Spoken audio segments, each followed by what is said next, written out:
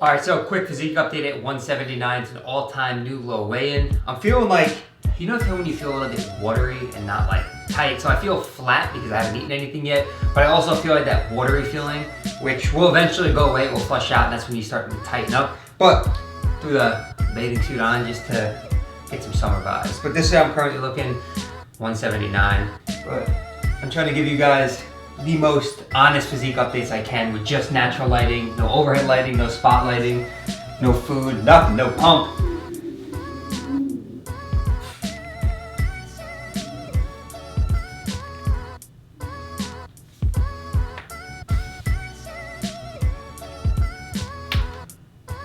And then legs, they're coming in, getting a bit leaner, so.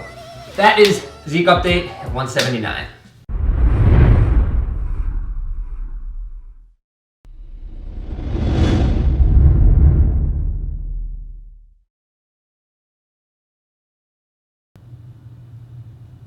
Oh, what's up? Just typical Saturday morning, what I do. Just measure my biceps.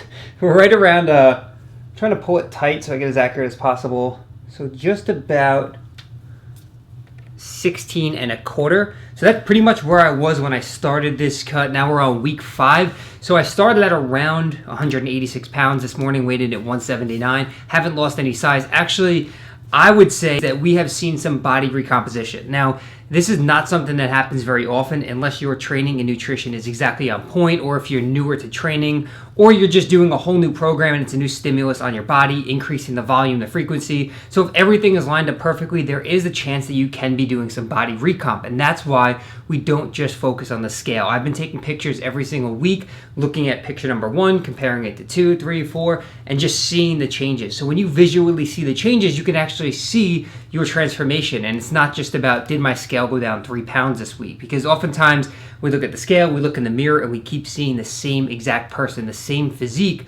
But if you have nothing to compare it to, like week 1, you're never going to see those visual changes. So every week I've been taking the pictures, comparing the differences, and I'm really happy with the progress so far. I think the mindset that a lot of people get in is as soon as they start cutting or they're in a calorie deficit, they immediately are convinced that they're weaker and they're losing muscle. And that should not be the case at all. So when I go to the gym now, I actually train as if I was in a surplus. I am training my absolute hardest every session in the gym.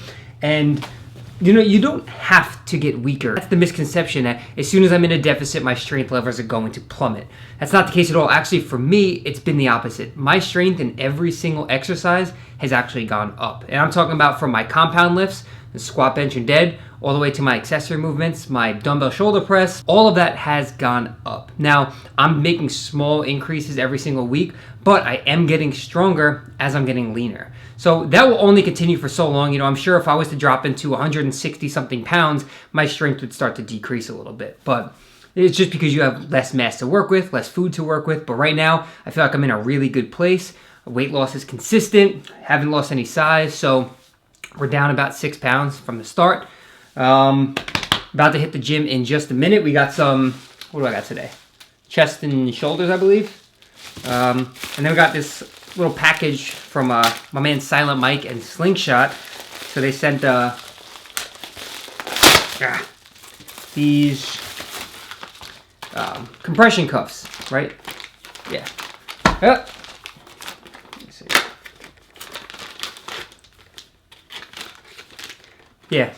Slingshot cuffs. So I've been having, I don't usually get much pain when I press, but right around my elbow area when I'm squatting, when I grab the bar like this, I start to feel a little bit of pain here. So Silent Mike sent these out, said these might be able to help. So pretty much you just like this, go over there, and it should keep them feeling good. So we use those. Thank you, Silent Mike, Mark Bell, Slingshot. I really do appreciate that. And yeah, let's get over to the gym.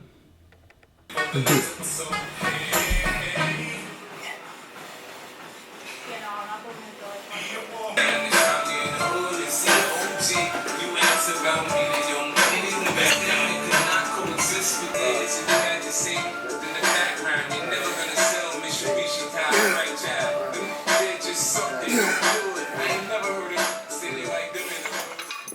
Alright, so workout done, and I just got a text from my cousin. So yesterday, I was not filming at all, but I did film one clip.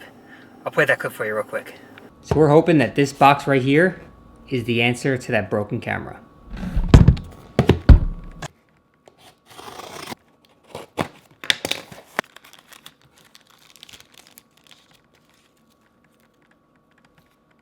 This little screen right here and the bracket and the mount, this cost about $100.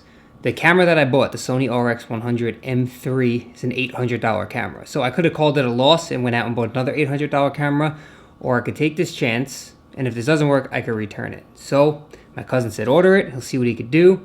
I'm gonna go drop it off to him, and we'll see what happens. So I dropped the camera off at my cousin's place yesterday. He just texted me saying, come by and pick up your camera, but bring an SD card so we could check it. I'm pretty confident that he did fix it. So what I'm gonna do, either way, is I'm gonna stop and go pick him up a gift card to somewhere, either a restaurant or something, just kind of to show my appreciation and say thank you, and hope that this camera works. Oh, it's so sick. Is there any other work you're doing to it, or is it done? No, it's done. Yeah. I'm actually gonna change the rims and tires.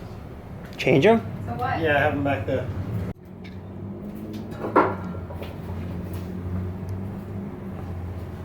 I show all the YouTubers your car now. Yeah, good. You need the stripes on them.